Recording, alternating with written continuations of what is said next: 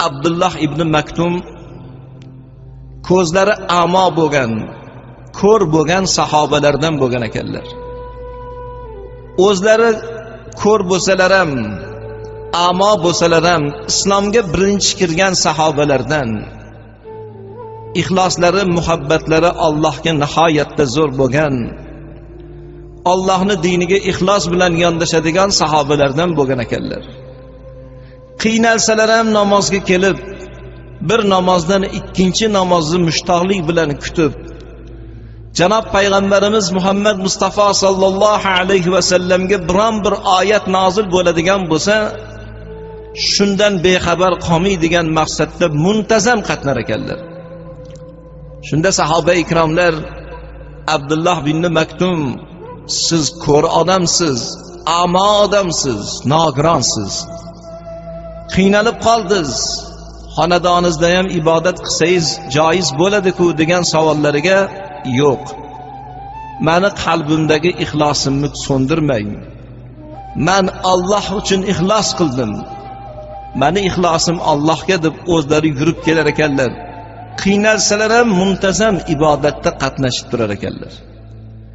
Bir kun sarvari koinot payg'ambar Muhammad Mustafa sallallohu alayhi va sallam sahoba ikromlarning ichlarida turgan paytlarida Abdullah ibn Maktum ustirali loyga qorilgan holatda, chang holatda kirib keldilar. Shunda janob Rasululloh o'rnlaridan turib, "Ey birodarim Abdullah, nima uchun bunchalik holatda, chang holatda kirib keldingiz?"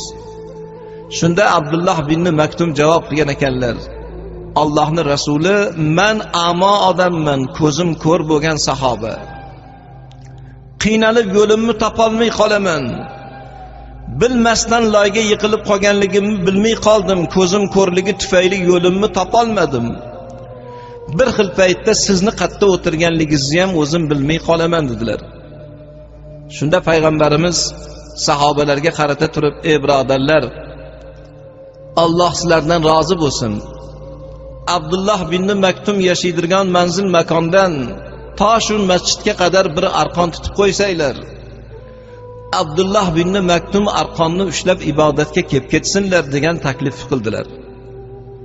Savob umidida yurgan sahobalar payg'ambarimizning takliflarini o'sha kuniyoq e'tiborga olib, chiroyli suratda arqon tutib berdilar. Abdullah ibn Maktum arqonni ushlab ibodatga, namozga ixlos bilan muntazam qatnab turdilar. O'sha kunlarni hayotlaridagi eng baxtli voqealardan deb o'zlari e'tirof qilgan ekanlar. Navbatdagi majlisda janob Rasul akram sallallohu alayhi va sallam sahoba ikromlarning ichlarida turgan paytlarida Abdullah ibn Maktum qo'llari qonga belangan holatda kirib keldilar. Qo'llaridan qon tomib turibdi. O'rnlaridan turib: "Ey birodarim Abdullah, nimaga qo'lingiz qon olyapti? Nimaga bu ahvolga tushdingiz?" Shunda qo'llari qonga belangan sahoba Abdullah ibn Maktum javob bergan ekanlar: "Birodarim Muhammad, men namozga qatnab turardim, arqonni ushlab kelib ketardim.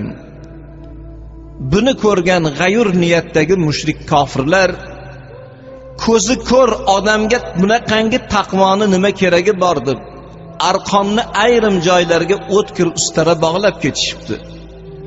Bilmasdan ushlab qo'ydim, qo'limni kesib olganligini o'zim bilmay qoldim" dedilar.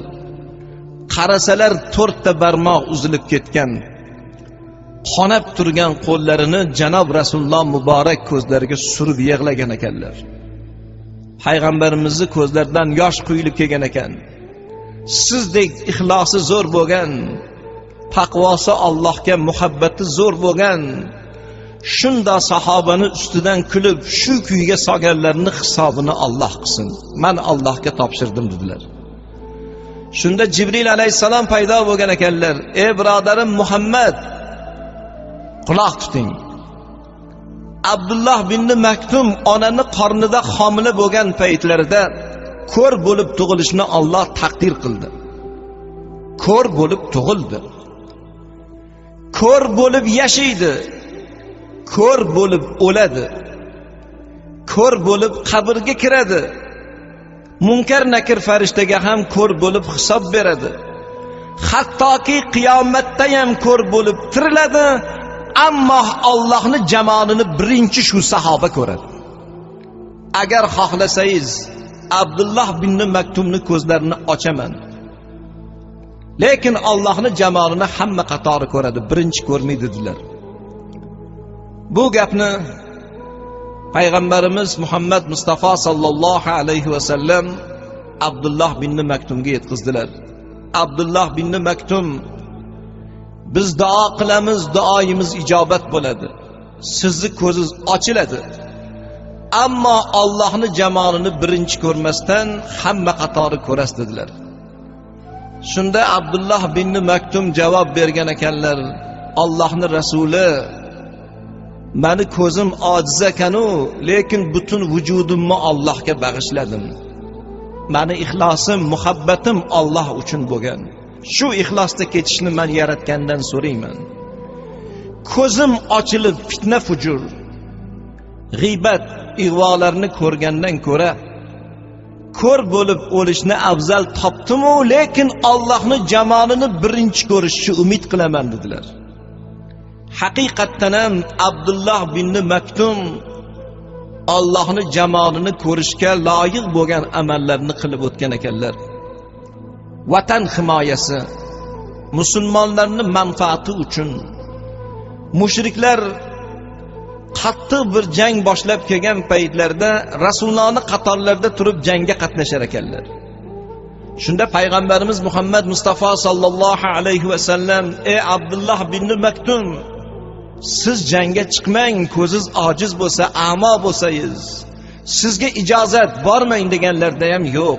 Vatan boshiga musibat tushganda, musulmonlar tahqirlangan paytda men chetda turmayman, qalbimdagi ixlosimni so'ndirmang. Meni ixlosim Alloh uchun. Qo'limdan hech narsa kelmasa ham kamon otadiganlarni o'qini uzatib turay.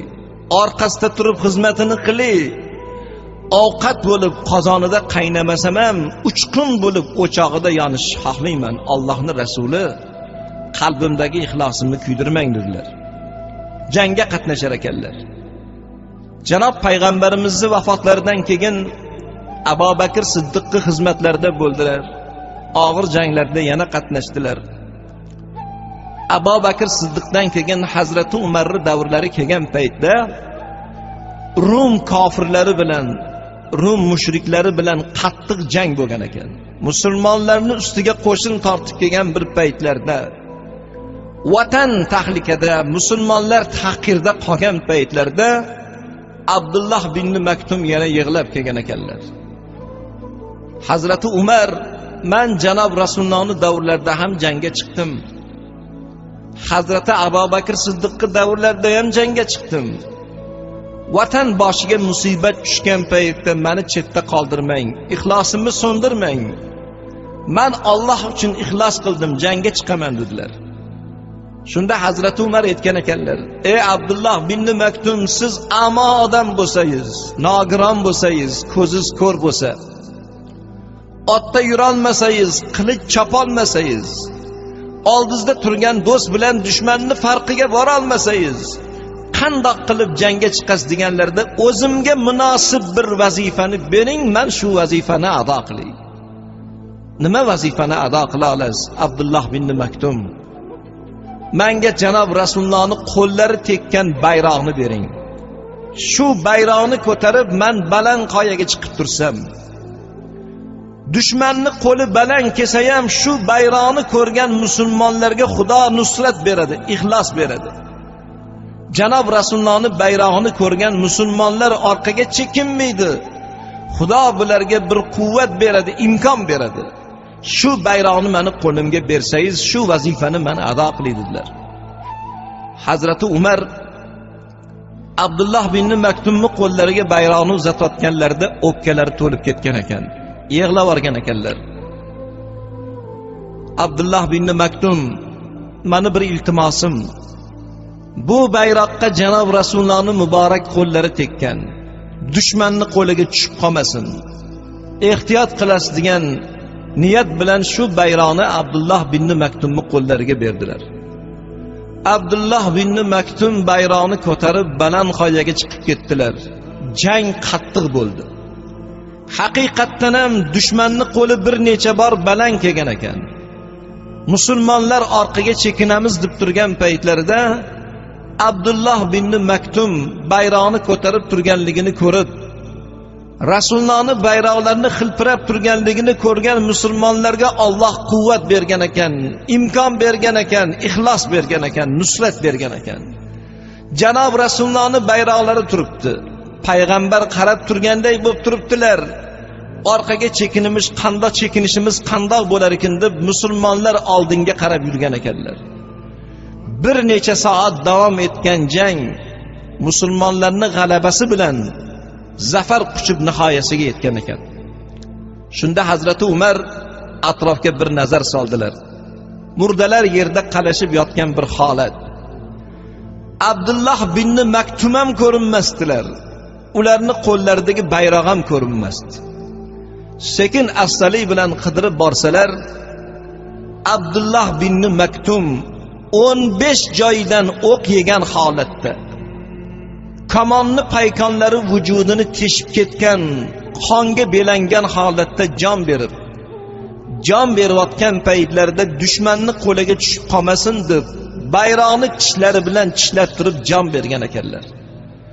Shunda vujudi qonga belanib yotgan sahobani ko'rgan Hazrati Umar bag'rlariga bosib yig'ladilar. Otam, onam sizga fido bo'lsin. Allohning jamolini ko'rish sizga muborak bo'lsin, ey birodarim Abdullah bin Maktum. Ko'zi ko'r bo'lsa ham qalb ko'zi ochiq bo'lgan birodarim. Qilgan amalida riyo ko'rinmagan, ixlosi taqvosi Allohga zo'r bo'lgan birodarim, sizni bugungi qilgan amalingiz muborak bo'lsin deb yig'lab, ko'zlaridan yosh oqib Abdullah bin Maktumni bag'rlariga bosgan holatda qattiq faryod chekkan ekanlar. Hazrati Umarning o'zlari janozani o'qib ado etganlardan keyin muborak qo'llari bilan Abdullah bin Maktumni lahadga qo'ydilar. Lahadga qo'yganlardan keyin sahobalarning ichlarida, ey birodarlar, bugun biz kimni qabrga qo'ydik? Bugun biz kimni janozasini o'qidik? Bugun biz qabrga qo'ygan zot, janozasini o'qigan zot, qalbida ixlosi zo'r bo'lgan, riyo bo'lmagan, odamlarning so'zi maqtovi uchun emas, odamlarning ko'zi uchun emas, balki Allohning rizosi uchun chiroyli amal qilib o'tgan, qilgan amali bilan Allohning jamolini birinchi ko'rishga musharraf bo'ladigan zot Abdullah bin Maktumni janozasini o'qidik. Shunda zotni janozasini o'qishlik sizlarga ham muborak bo'lsin degan.